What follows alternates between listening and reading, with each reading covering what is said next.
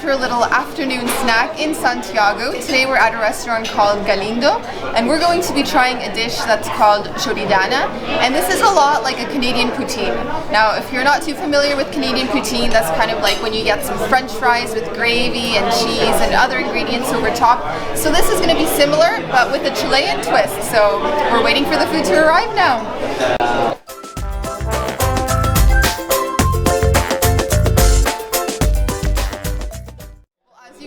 The food has arrived, and the funny part is this is listed as an appetizer or a starter for one person. If you have a look at that, that's enough to feed 2 grown people. Yes. I think Sam and I are going to struggle with this. It's our main for 2. Yeah, definitely.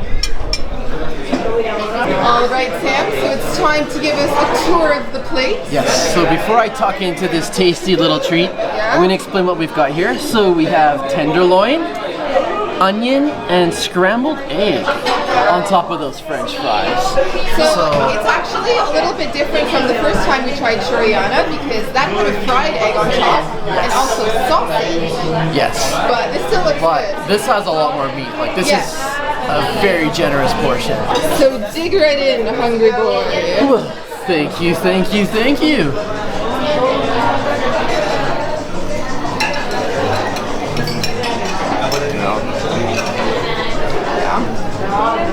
Enjoying that? Oh yeah.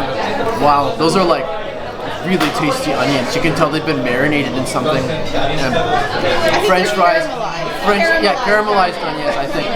And the French fries are golden perfection. It's just, this is gonna be an awesome, filling, carb-loaded, delicious little treat. So we've had this dish a few times since we've arrived in Santiago, and no 2 Chorrillanas are the same. This one is different. I mean, it has no sausage or hot dogs, and that was our first experience trying Chorrillanas. And also this one has scrambled eggs instead of a fried egg on top. So it's kind of nice that you can always find a bit of variety when you go to a different restaurant. And I think I am ready for my first bite. Got a little bit of everything on there.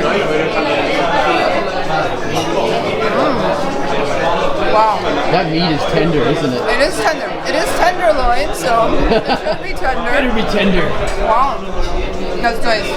In a way, it's kind of nice that they only have the beef and there's no sausage, because like this is a really good cut of meat. It's very juicy, so the flavors really come through. You don't have too many competing tastes. Yeah, you don't need a whole lot of ingredients with this dish.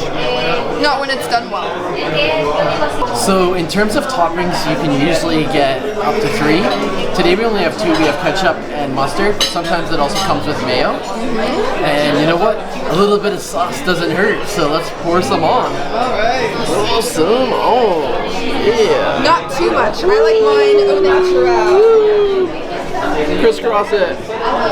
So we tried to finish everything, but that was just too much food for us. Just too much. Seriously, that was really filling. How are you feeling right now? I'm stuffed. You know what? I think tomorrow I'm going to need to do some kind of like compensation activity, either going for a long jog or a really long walk, or a workout or a swim, something.